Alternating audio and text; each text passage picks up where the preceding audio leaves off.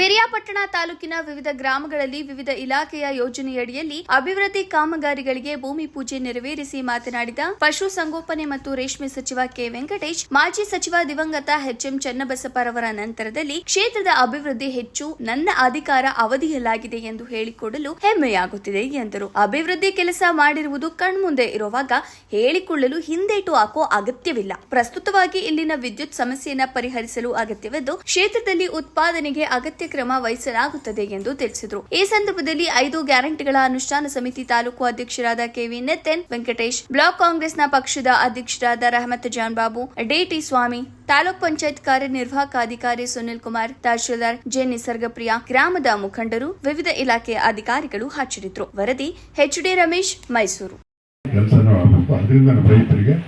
ರೈತ ಸಮುದಾಯಕ್ಕೆ ಈ ತಾಲೂಕಿನ ಕ್ಷೇತ್ರ ಜನರಿಗೆ ಅನುಕೂಲ ಆಗ್ತದೆ ಅಂತ ಕೆಲಸಗಳೆಲ್ಲ ನಮ್ಮ ಕಾಲದಲ್ಲಿ ಆಗಿದ್ದಾವೆ. ಇನ್ನು ಏನೇನು ಆಗಬೇಕು ನಾನು ಯೋಚನೆ ಮಾಡಿ ಮಾಡ್ತಕ್ಕಂಥ ಕೆಲಸ ಮಾಡ್ತೇನೆ. ನಾನಂತೂ ಹೇಳ್ತೀವಿ, ಪ್ರಾಮಾಣಿಕವಾಗಿ ನಾನು ಜನರಿಗೆ ಕೆಲಸ ಮಾಡಿದ್ದೀನಿ. ಜನರಿಗೆ ಏನೇನು ಆಗಬೇಕು, ಏನೇನು ಮಾಡಬೇಕು, ಏನು ಅಗತ್ಯ ಏನಿದೆಲ್ಲ ಯೋಚನೆ ಮಾಡಿ ನಮ್ಮ ತಾಲೂಕಿನಲ್ಲಿ ಇವತ್ತು ಏನು ಬೇಕು, ಏನು ಎಜುಕೇಶನ್ ಶಿಕ್ಷಣಕ್ಕೆ ಸಂಬಂಧಪಟ್ಟಾಗಿರ್ಬೋದು, ರಸ್ತೆಗೆ ಸಂಬಂಧಪಟ್ಟಾಗಿರ್ಬೋದು, ಕುಡಿಯೋ ನೀರಿನ ಸಂಬಂಧಪಟ್ಟಾಗಿರ್ಬೋದು, ಎಲ್ಲ ಯೋಜನೆಗಳು ಎಲ್ಲ ಕಡೆನೂ ಗಮನ ಕೊಟ್ಟು ಈ ಕ್ಷೇತ್ರದಲ್ಲಿ ಅಭಿವೃದ್ಧಿ ಮಾಡ್ತಕ್ಕಂಥ ಕೆಲಸ ಆಗಿದೆ. ಅದು ಇಲ್ಲಿ ಸಣ್ಣ ಪುಟ್ಟ ದೋಷಗಳು ಇರ್ಬೋದು, ನಾವಿಲ್ಲ ಅಂತ ಹೇಳಿದ್ವಿ, ಅದನ್ನು ಸರಿಪಡಿಸ್ತಕ್ಕಂಥ ಕೆಲಸ ಮಾಡೋಣ ಅಂತ ಹೇಳ್ತಾ ಬಹಳ ಸಂತೋಷ. ತಾವು ದೊಡ್ಡ ಮಟ್ಟದಲ್ಲಿ ದೇವಸ್ಥಾನ ಮಾಡ್ತಾ ಇದ್ದೀವಿ. ಎಲ್ಲರೂ ಗ್ರಾಮಗಳು ಒಂದಾಗಿ ಒಗ್ಗಟ್ಟಾಗಿ ಮಾಡಿ, ರಾಜಕೀಯ ತಗೊಂಡ್ಬರ್ಬೇಡಿ, ಪಕ್ಷ ತರಬೇಡಿ. ಇದು ದೇವಸ್ಥಾನದ ಕೆಲಸ. ಪಕ್ಷ ಬಂದಾಗ ಏನೋ ಮಾಡ್ಕೊಳ್ಳಿ, ಏನು ಅನಿಸ್ದಾಗ ಮಾಡ್ಕೊಳ್ಳಿ.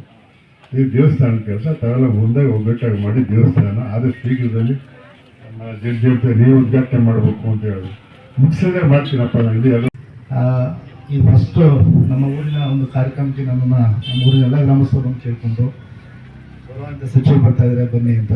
ಸೊ ನನಗೊಂದು ಅವ್ರ ಜೊತೆ ಕುತ್ಕೊಳ್ಳೋಂಥ ಒಂದು ಸೌಭಾಗ್ಯ ಅಂತೇಳಿ ಆಯಿತು ಅಂತ ಒಪ್ಕೊಂಡೆ.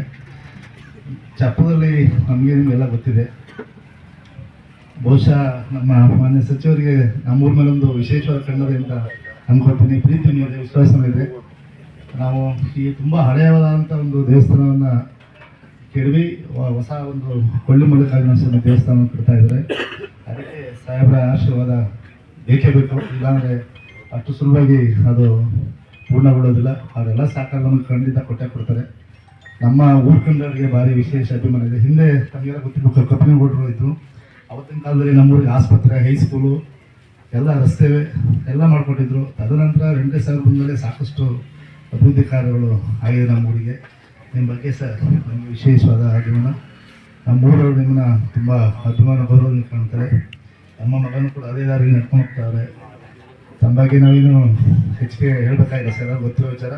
ನಮ್ಮ ಈ ಒಂದು ದೇವಸ್ಥಾನ, ಚಪ್ಪಲಿ ದೇವಸ್ಥಾನಕ್ಕೆ ನಿಮ್ಮೆಲ್ಲ ಸಂಪೂರ್ಣ ಸಹಕಾರ ಕೊಡಿ ಸರ್ ಅಂತ ಹೇಳ್ತಾ, ನಮ್ಮನ್ನು ಈ ಒಂದು ಕಾರ್ಯಕ್ರಮಕ್ಕೆ ಸ್ವಾಗತ, ನಮ್ಮನ್ನು ಕರೆದಿರ್ತಕ್ಕಂಥ ಎಲ್ಲ ನಮ್ಮ ಚಪ್ಪಲಿ ಗ್ರಾಮಸ್ಥರಿಗೆ ಒಂದ್ಸಿ ಎಲ್ಲರಿಗೂ ಶುಭವಾಗಲಿ, ಜಯವಾಗಲಿ ಅಂತ ಹೇಳ್ತಾ ನಾನು